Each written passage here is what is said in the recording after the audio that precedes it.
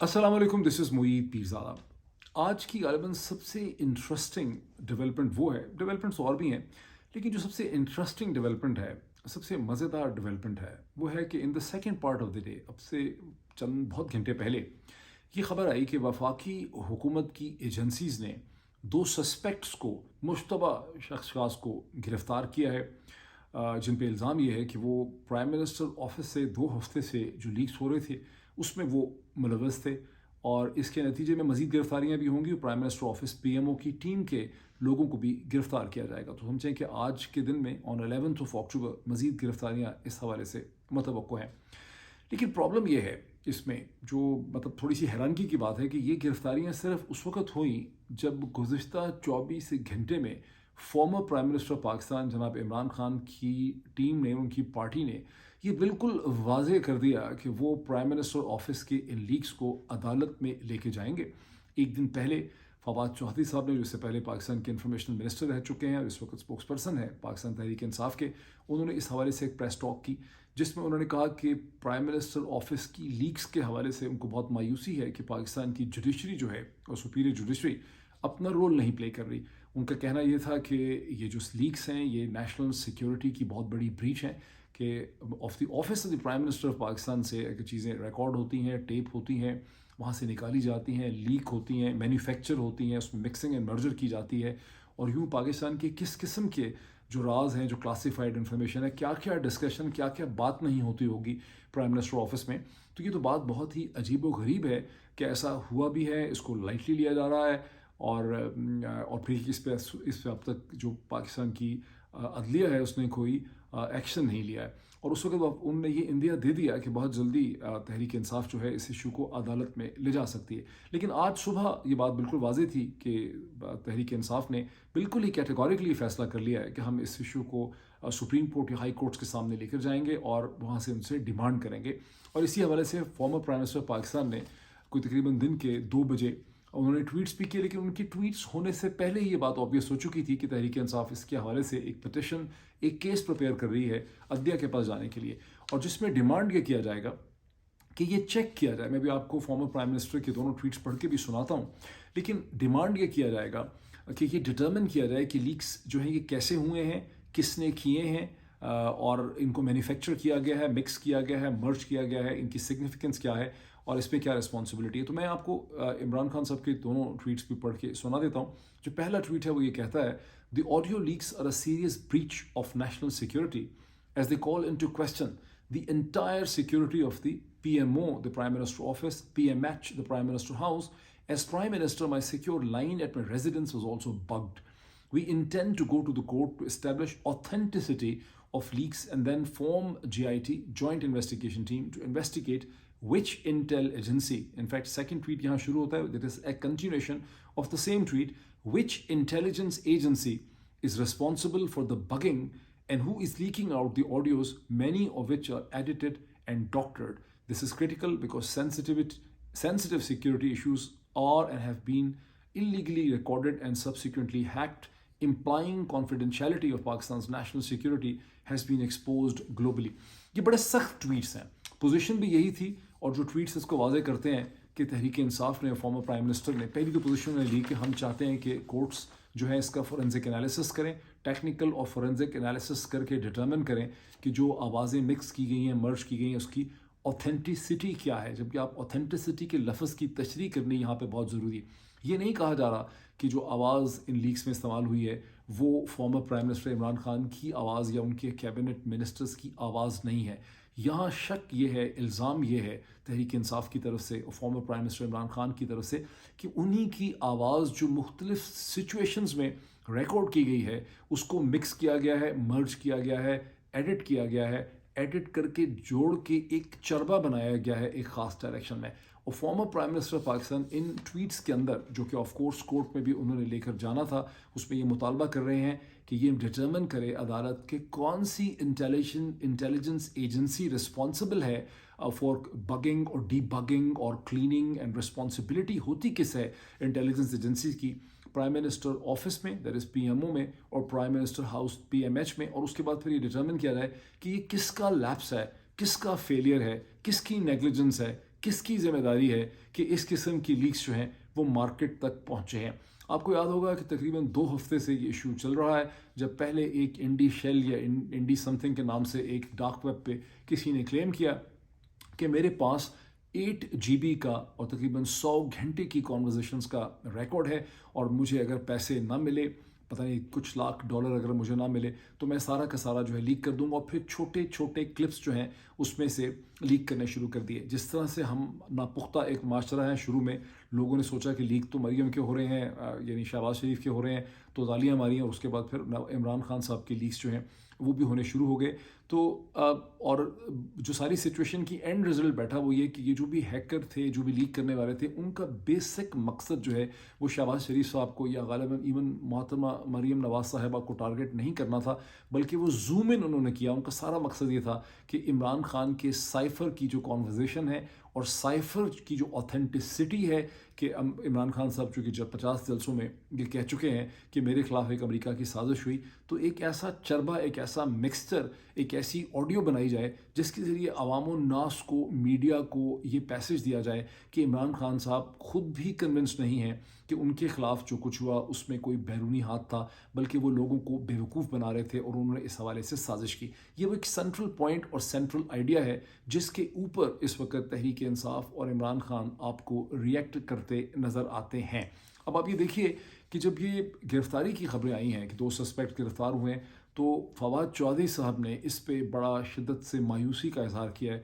انہوں نے اسے بالکل انبلیویبل سمجھا ہے. فواد چودھری صاحب ہی اکیلے نہیں ہیں، اور بھی بہت سے لوگوں نے ٹویٹر، اگر میرے ٹویٹر ہینڈل کے اوپر جائیں تو میں نے بہت سے لوگوں کے ٹویٹس جو ہیں وہ ری ٹویٹ کیے ہیں، اور سبھی لوگوں کو شک ہے کہ یہ وفاقی ایجنسی کی طرف سے جو سسپیکٹس کو گرفتار کرنے کی بات ہے یہ خاصی کمزور قسم کی ہے. اس میں کوئی جان نہیں ہے. صرف یہ ہے کہ اب گھبرا کے کہ اس سے پہلے کہ عدالت ایک فورنزک انالیسس آرڈر کرے اور عدالت پوچھے پرائم منسٹر آفس سے اور انٹیلیجنس ایجنسی سے کہ بھائی آپ کی ذمہ داریاں کیا ہیں، کیونکہ جب عدالت اس قسم کے کیس میں آتی ہے تو پھر عدالت بڑے براڈ بیس قسم کے کویسچنز پوچھنا شروع کر دیتی ہیں. فار انسٹنس یہ عدالت پہلا کویسچن پوچھے گی کون کون سی انٹیلیجنس ایجنسیز کے پاس پرائم منسٹر آفس اور پرائم منسٹر ہاؤس کے اندر ریکارڈنگ اور ٹیپنگ کیپیسٹیز ایگزسٹ کرتی ہیں، کون کون سے آفیسرز ہیں، کس لیول کے آفیسرز ہیں، کس طرح سے یہ ہوتا ہے، کون سا ایکوپمنٹ جو ہے وہ استعمال کیا جاتا ہے، کب سے یہ پروسیس چل رہا ہے، ایس او پیز کیا ہیں، پروٹوکالز کیا ہیں، مڈ لیول رسپانسبلٹی کس کی ہے، ٹاپ لیول رسپانسبلٹی کس کی ہے، کون کون سے فنکشنریز ہوتے ہیں، کتنے فنکشنریز ہوتے ہیں. کیونکہ عدالتوں کی اگر آپ ڈیٹیلز دیکھیں اور ان کے سامنے پٹیشنز دیکھیں اور جو کویسچنز وہاں پہ جج صاحبان ریز کرتے ہیں، تو آپ دیکھیں کہ وہ right left up and down بہت سے سوالات اٹھاتے ہیں صورتحال کو سمجھنے کے لیے. تو کسی کو لگا کہ یہ معاملہ بڑا خطرناک ہو جائے گا، یہ غلط ڈائریکشن میں چیزیں جا رہی ہیں، یوں تو 2 ہفتے تک صرف اس کا مزہ ہی لیا گیا اور شغل لگایا گیا. لیکن جب تحریک انصاف نے اور عمران خان نے اسٹینڈ لے لیا کہ ہمیں عدالت جانا ہی ہوگا ان آڈیو لیکس کی آتھینٹسٹی کو چیک کروانے کے لیے، تو اچانک کسی کو خیال آیا کہ کچھ لوگوں کو گرفتار کر لیں. یہ ایک عام تاثر اس وقت سوشل میڈیا میں بلڈ اپ ہو رہا ہے تاکہ اگر عدالت میں یہ لوگ جائیں تو ہم یہ کہہ سکیں کہ 2 لوگ تو گرفتار ہو گئے ہیں اور ان کی انویسٹیگیشن اور انکوائریز ہیں، ہمیں وقت دیا جائے. تو ایک کاؤنٹر نیریٹو جو ہے اس لیکس کے حوالے سے ڈٹرمن کرنے کی کوشش کی جا رہی ہے. اگر یہ بات جو اس وقت میں اسسمنٹ آپ کو دے رہا ہوں اگر یہ صحیح ہے تو شاید آپ دیکھیں کہ اب اور لیکس نہیں آئیں گے، ورنہ خطرہ یہ تھا کہ کچھ اور بھی فیبریکیٹڈ قسم کے لیکس آئیں اور شاید ویڈیو لیکس بھی فیبریکیٹڈ آ سکتے ہیں. اور ویڈیو لیکس کو بھی بنانا اب آج کل کوئی بہت مشکل نہیں ہے. آج سے بہت مہینے پہلے میرا خیال ہے somewhere around May and June of this year اس پہ بہت ڈسکشن ہوئی تھی کہ کیا ویڈیوز فیبریکیٹ ہو سکتی ہیں. اس وقت بھی ہم نے اس پہ، میں نے بھی کیا تھا اور بھی بہت سے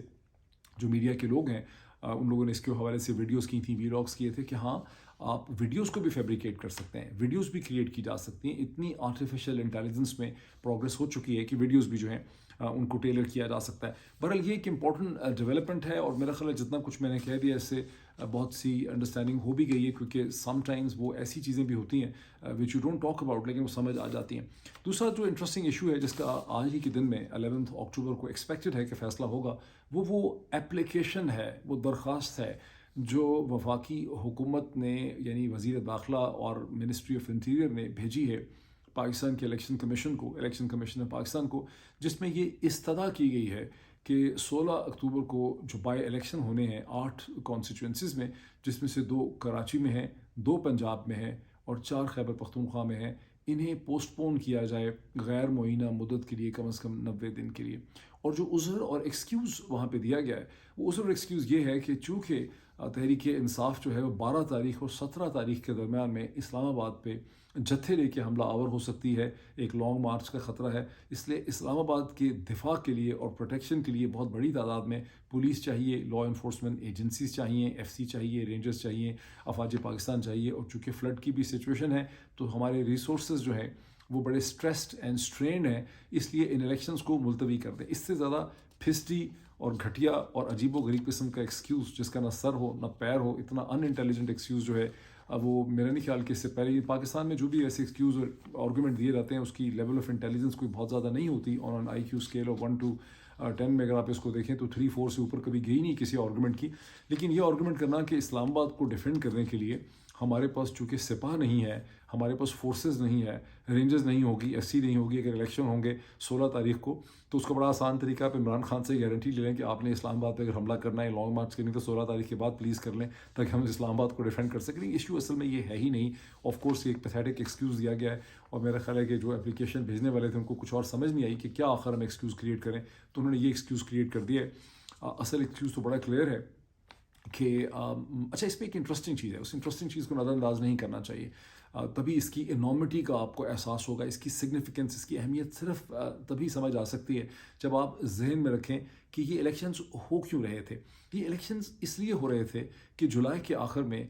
PMLN ने अपनी दांस में, उस वक्त उनको लग रहा था अपनी इंटेलिजेंस में, अपनी सेंस में, कि अगर हम सेलेक्टिव बेसिस पे रेजिग्नेशंस एक्सेप्ट करने लग जाएं 8-8 10-10 करके, तो तहरीक तो उन हलकों को कंट्रोल करना और अपनी मर्ज़ी के इलेक्शन नताइज हासिल करना हमारे लिए मुमकिन होगा। और इसी वजह से 11 नशस्तों के ऊपर सेलेक्टिव रेजिग्नेशंस को एक्सेप्ट कर लिया गया। हालांकि as of 14 April 2022 deputy speaker, the then deputy speaker of the national assembly Qasim Suri तो पूरे 123 के 123 रेजिग्नेशंस को एक्सेप्ट करके और फॉर्मेलिटीज़ पूरी करके जा चुके थे। लेकिन उसके बाद फिर PPP के जब राजा परवेज़ अशरफ साहब स्पीकर बने तो एज़ एक्सपेक्टेड उन्होंने उसे मानने से इनकार कर दिया और एक नई पॉलिटिक्स शुरू हुई जिसमें कोशिश ये थी कि किसी तरह से आप लोगों को तोड़ लें। फिर कहा गया कि नहीं, इन्होंने इस्तीफ़े सही नहीं दिए, इनमें चाहिए कि हर एक शख्स को इंडिविजुअली तौर पर वहाँ आए और उसको वेरीफाई करे। तहरीक इंसाफ की तरफ से कहा गया कि हम सारे के सारे ग्रुप की शक्ल में आके इसको वेरीफाई कर सकते हैं। उन्होंने कहा नहीं, ये तो कॉन्फिडेंशियल होगा, हर आदमी अकेला आएगा, स्पीकर से दरवाजे और कमरे को कुंडी लगाएगा,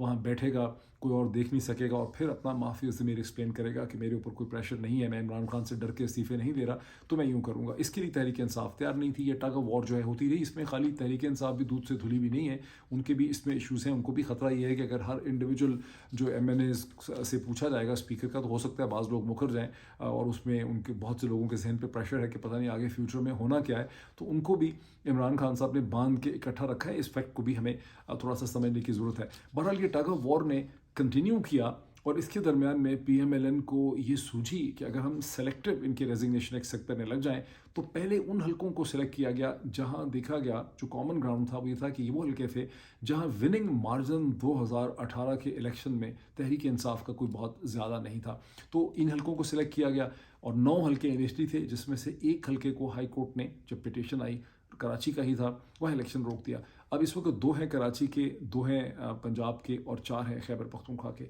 फिर इमरान खान साहब ने पहले इनको रोकने की कोशिश की। तहरीक इंसाफ ने पहले हाई कोर्ट में गई, वहाँ से सुनवाई नहीं हुई, फिर सुप्रीम कोर्ट में गए, वहाँ सुप्रीम कोर्ट ने इसको इल्तवा में डाल दिया। लेकिन साथ ही साथ इमरान खान साहब ने जलसों का प्रोसेस शुरू कर दिया और ऑफ कोर्स इमरान खान साहब इन 8 के 8 हलकों में ज़ाती तौर पे खड़े हैं। हर ही हलके में खुद कैंडिडेट हैं और ये बड़ा ऑब्वियस है कि अगर वो ये इलेक्शन जीतते भी हैं तो उनको ये सीटें छोड़नी पड़ेंगी। सो ये इलेक्शन एक पॉपुलैरिटी कॉन्टेस्ट की शक्ल इख्तियार कर गया। अब जब पॉपुलैरिटी देखी नून ने और उनको इंटेलिजेंस की रिपोर्ट्स आई और असेसमेंट्स आई तो उनको ये खौफनाक सिचुएशन समझ आई कि इन 8 हलकों में ना सिर्फ इमरान खान जीतेंगे बल्कि बहुत भारी तरीके से इनको स्वीप करेंगे। मतलब ये है कि इमरान खान की पॉपुलैरिटी पे एक और मोहर सबत हो जाएगी। हुकूमत की जो गैर मकबूलियत है उसका एक और वाज़े किस्म का सबूत जो है आ जाएगा और फिर ज़ाहिर है लोगों को ये भी पता होगा कि कराची में तो पीपल्स पार्टी की गवर्नमेंट है, पंजाब में तो चलें ठीक है PTI की गवर्नमेंट है,